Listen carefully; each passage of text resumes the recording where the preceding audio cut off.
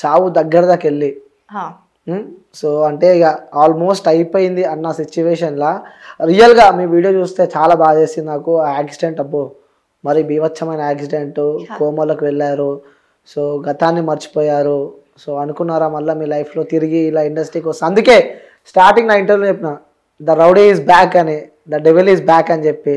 So మాట్లాడుతున్న కళ్ళ నుంచి నీళ్ళు వస్తున్నాయి. ఏమనిపిస్తుంది అసలు ఎలా జరిగింది యాక్సిడెంట్? అది నేను అసలు ఎక్స్పెక్ట్ చేయలేదు. ఇలాంటిది లైఫ్లో నేను చూస్తాను, ఫేస్ చేస్తానని నేను ఎప్పుడు అనుకోలేదు. కానీ మీరందరూ దేవుడిని కాలిని పట్టుకొని ముట్టుకొని వచ్చుంటారేమో, నేను యముడిని కూడా పట్టుకొని వచ్చేసా. సో నా జీవితంలో ఎక్క మీదట దేవుడిని టచ్ చేసాను ఆల్రెడీ, యముడిని టచ్ చేసేసాను, ఇంకెవరు నన్ను టచ్ చేయలేరు. కానీ నిజం చెప్తున్నా, అలా యాక్సిడెంట్ అయిన తర్వాత నేను మళ్ళీ తిరిగి మీ ముందు కూర్చొని ఇలా మాట్లాడుతున్నాను అంటే ఒక్కటే నన్ను లేపి కూర్చోబెట్టిందండి. ఏంటో తెలుసా? రెడీ టేక్ యాక్షన్ అన్న ఒక వర్డ్. నా పేరెంట్స్ కి నాకు యాక్టింగ్ అంటే అంత పిచ్చి అని వాళ్ళకి తెలిసింది. తెలిసిన వెంటనే నేను ఒక 6 days అనుకుంటా కొమ్మలో ఉన్నా. అలా కొమ్మలో ఉన్న అమ్మాయిని అనుకోకుండా నేను నా విల్ పవర్ తో నేను 6 నెలలు కూర్చోవలసిన అమ్మాయిని విత్ ఇన్ 6 days లేచి కూర్చున్నాను అంటే నా విల్ పవర్ అనే చెప్పచ్చు. అట్ ద సేమ్ టైం నేను నా మెమొరీని మిస్ అయ్యాను ఒక 2 months వరకు. నా హస్బెండ్ని నేను నాన్నగా అంటే పెద్ద నాన్న అని, నా కొడుకుని నేను అంకుల్ రా అంకుల్, మమ్మీ డాడీని అన్నయ్య అక్క ఇలా రెండు అక్క అని పిలిచానంట. అలాంటి సిచ్యువేషన్లో ఉన్నప్పుడు వాళ్ళని అన్న అర్థం చేసుకొని అలా ఉన్న పొజిషన్లో మా బ్రదర్ కానీ లేకపోతే మా డాడ్ కానీ రియల్లీ నేను ఇండస్ట్రీలో అడుగు పెట్టడం మా డాడీకి ఇష్టం లేదు. ఎందుకు అమ్మాయి కదా ఆ లైఫ్ పాడైపోతుంది అని అనుకుంటున్నా తప్ప ఇండస్ట్రీ నన్ను ఒక తల్లిలా చూసుకుంది. నేను ఇప్పుడు ఈ పొజిషన్ లో ఉన్నానంటే నిజమే కదా, చూసుకున్నట్టే కదా. పక్కలో పడుకుంటే ఈ పొజిషన్ లో ఉన్నట్ట చెప్పండి, అందరు ఇలా అంటారు. అదేం కాదండి. కష్టపడితే మనం తలుచుకుంటే ఏ పొజిషన్ లోనైనా ఉంటాం. సో ఆ టైంలో నన్ను నా పేరెంట్స్ నా ఫ్యామిలీ అందరూ అర్థం చేసుకొని ఏమన్నారు అంటే రెడీ టేక్ యాక్షన్ అని అంటే ఆ వర్డ్ నా చెవులకి వినిపించి వినిపించి వినిపించి రిబ్యాక్ అయ్యాను నేను రియల్లీ. సో నేను అలాంటప్పుడు ఇండస్ట్రీని నేను ఎలా వదులుకుంటా, దానికోసమే నేను మళ్ళీ తిరిగి పుట్టేశాను. అంటే ఇది నా 2వ జన్మ, దీనివల్లే నేను పుట్టాను. ఓకే, నిజంగా వీడియోస్ చూస్తూ ఉంటే అసలు మీరు గతాన్ని మర్చిపోయారు. మీకు ఇలా పైనుంచి తినిపిస్తున్నారు, అసలు నడవలేని సిచ్యువేషన్, ఫేస్ అంతా దెబ్బలు, సర్జరీ అయినట్టుంది. మీకు ఇంకొక విషయం తెలుసా? బట్ ఇది నేను చెప్పచ్చో చెప్పకూడదు నాకైతే తెలియదు. కానీ I'm extremely sorry junior NTR sir, me Devara project చేయడానికి అడుగు పెట్టాను కానీ నేను నా హెల్త్ అనేది అంత సపోర్ట్ చేయలేదు. అందుకే నేను అక్కడితో స్టాప్ చేసి రీబ్యాక్ అయిపోవాల్సి వచ్చింది. బేసిక్లీ నాకు దేవరా షూట్లోని ఆపర్చునిటీ వచ్చింది. సో పర్టికులర్ ఆపర్చునిటీ ఒక 3 to 5 days వర్క్ చేయాల్సి వస్తే మాత్రం నేనేం చేశాను అంటే వెళ్ళా. ఎలాంటి సిచ్యువేషన్లో వెళ్ళానో తెలుసా మీకు? ఒక్కరు చెయ్య నాకు సపోర్ట్ ఇలా ఇస్తే గానీ, ఇలా పట్టుకుంటే గానీ నేను ఒక స్టెప్ వేయలేను. వై? బికాస్ యాక్సిడెంట్ అయిన రోజు నాకు 24 దెబ్బలు నా ఒంటి మీద ఉన్నాయి.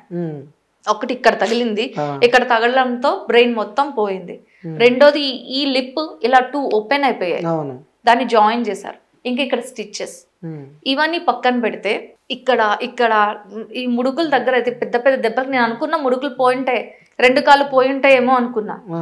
అలాగ ఒంటి మీద 24 దెబ్బల్లో లెఫ్ట్ లెగ్ అనేది కంప్లీట్లీ ఇంజూర్ అయిపోయింది, బ్రేక్ అయిపోయింది. ఆ సిచ్యువేషన్ లో నేను ఇంక లెగిసి ఏం నడవగలుగుతా? అలాంటి టైంలో కూడా మెడిసిన్ యూజ్ చేస్తూ యాక్టింగ్ కోసం ముందడిగేసి వెళ్ళిపోయా. దేవరా షూట్ కి వెళ్ళారు. వెళ్ళాను, అరకు వెళ్ళాను.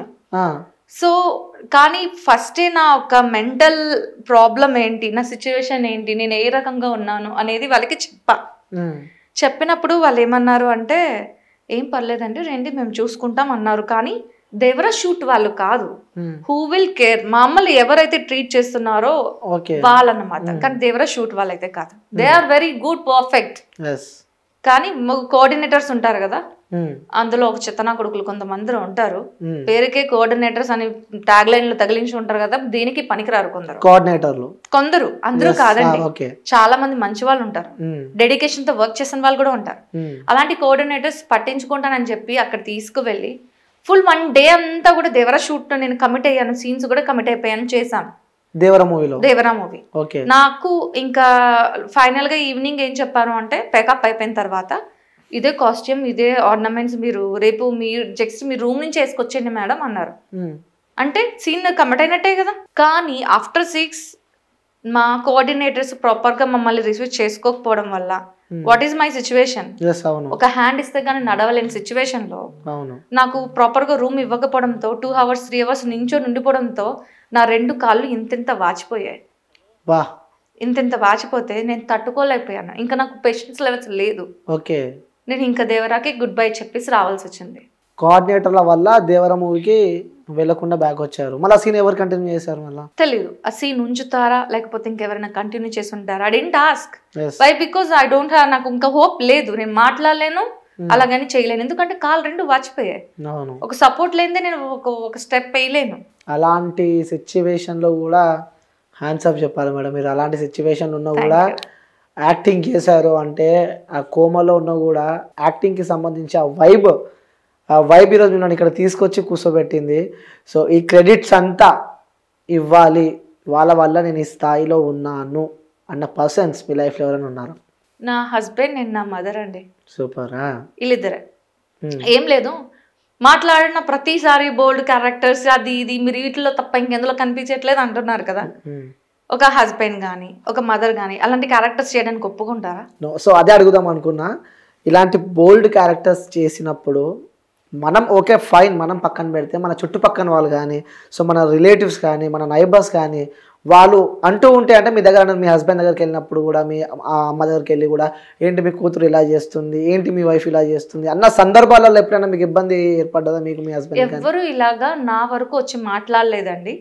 కానీ ఒకవేళ మాట్లాడే పొజిషన్ రావచ్చేమో అని నేను కొన్ని ప్రాజెక్ట్స్ చేసినప్పుడు మనసుకు అనిపించినప్పుడు, చేయడానికి ముందే ఈ క్యారెక్టర్ వల్ల నాకు ఫ్యూచర్లో ఏమైనా వస్తాయేమో అన్న క్వశ్చన్ నేను నా మదర్కి నా హస్బెండ్కి అడిగి ఆ క్యారెక్టర్ చేయడానికి వెళ్ళేదానండి.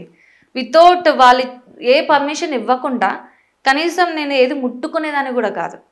సో ఆ క్యారెక్టర్ నేను చేయడానికి వెళ్తాను అంటే, what are you talking, you are a professional actress, you should do, నువ్వు చెయ్యాలి. ప్రొఫెషనల్ యాక్ట్రెస్ అన్నప్పుడు ఇది చేయను, కొంచెం చేస్తాను, కొంచెం చేయను అంటే అవ్వదు. యాక్టర్వి నువ్వు, అది దట్ ఈస్ నాట్ రియాలిటీ, అది నీ ప్రొఫెషన్, నీ వర్క్, నువ్వు అది చేస్తావు, వర్కే. ఇంట్లో మా దగ్గర అలా నటిస్తున్నావా, మా దగ్గర అలా చేస్తున్నావా? లేదే. అమ్మ ఎలా ఉండాలో అమ్మలా ఉంటున్నావు, కూతురు ఎలా ఉండాలో కూతురులా ఉంటున్నావు. సో ఇవి చాలు కదా మాకు, నీ వర్క్ నువ్వు చేసుకొని వస్తున్నావు, దీని గురించి ఎందుకు భయపడ్డావు సూపర్ అని వాళ్ళు నాకు మంచి సపోర్ట్ చేశారు.